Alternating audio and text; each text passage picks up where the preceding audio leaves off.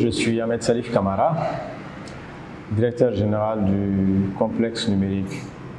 Le complexe numérique, en fait, comme vous le savez, c'est la structure de l'État qui est en charge de fédérer l'ensemble des initiatives, des acteurs et des produits et services qui sont dans le domaine du numérique. Autrement dit, c'est le lieu où on retrouvera tous ceux qui sont prestataires de services, éditeurs de solutions et aussi fournisseurs d'infrastructures dans le domaine du numérique. Nous existons aujourd'hui depuis maintenant 2 ans grâce au soutien des autorités en place, c'est-à-dire les autorités de la transition qui ont eu confiance en nous et qui nous ont demandé de relancer ce vaste chantier qui permettra à ce que les jeunes du Mali puissent définitivement se prendre en main et participer au développement non seulement de notre pays, mais aussi de l'écosystème du numérique dans toute la sous-région ouest africaine. Et nous ambitionnons créer une école d'excellence, une école qui va permettre de renforcer les capacités des acteurs du numérique, mais aussi de certifier les professionnels et de leur donner plus de moyens afin qu'ils puissent contribuer efficacement au développement de l'écosystème du numérique. Nous soutenons également tout ce qui est entrepreneuriat numérique. Nous sommes en train de mettre en place l'incubateur des incubateurs, c'est-à-dire l'infrastructure qu'il faut pour que les jeunes qui sont porteurs d'idées nouvelles, qui sont porteurs de projets et qui commencent aussi l'entrepreneuriat dans le secteur du numérique afin de les soutenir et leur permettre de prendre leur envol définitivement. Et c'est pour cela que nous soutenons tout ce qui est initiative nouvelle et tout ce qui permet de favoriser le développement des entreprises dans le domaine du numérique. Nous invitons également les professionnels, les grands professionnels du numérique à venir s'implanter au Mali, à pouvoir développer leurs activités et aussi en partenariat avec les acteurs maliens. Et en gros, le complexe numérique, c'est vraiment cette entité qui est là pour fédérer les initiatives, retrouver les moyens et puis les ressources humaines pour les mettre ensemble afin que nous puissions avoir un pays prospère et économiquement stable. Aujourd'hui, nous sommes dans un monde qui est tout numérique en fait. De plus en plus, tous les objets sont connectés, tous les objets que nous possédons produisent de l'information nouvelle. Et ces informations sont produites de façon quotidienne et massive. Donc il est important aujourd'hui que les entreprises, les individus, les personnes, les politiques puissent prendre soin des ressources qu'elles ont, c'est-à-dire les ressources les plus importantes qu'elles ont, ce sont les données. C'est-à-dire que les données que nous produisons sont plus importantes aujourd'hui que l'argent que nous avons dans notre compte en banque. Donc il est important que nous puissions prendre soin de ces données-là. Et pour y prendre soin, l'un des meilleurs moyens, c'est de pouvoir les chiffrer, c'est-à-dire les coder, afin d'éviter que de tierces personnes ne puissent avoir accès à ces données-là sans notre autorisation.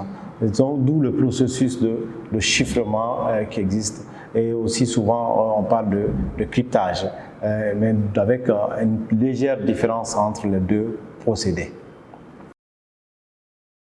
Aujourd'hui, si nous voulons être sûrs que nos données, nos informations puissent être davantage sécurisées, il faut que l'on utilise les moyens de chiffrement.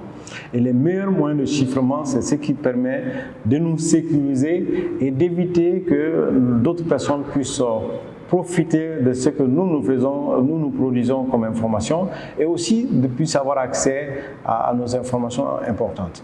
Et souvent, vous avez la transmission. Lorsque on transmet de l'information aussi, c'est-à-dire qu'on a le chiffrement, on a les données qui sont stockées, il faut les chiffrer pour que lorsque on les envoie à des tierces personnes, que ces données-là ne puissent pas être interceptées et déchiffrées, parce que, comme vous savez, les hackers, les voleurs d'informations l'information sont aussi à la quête quotidienne des informations parce qu'ils ont compris que l'information c'est la clé du monde. C'est ce qui permet de prendre les décisions importantes et aussi d'influencer sur certaines décisions et sur certains procédés.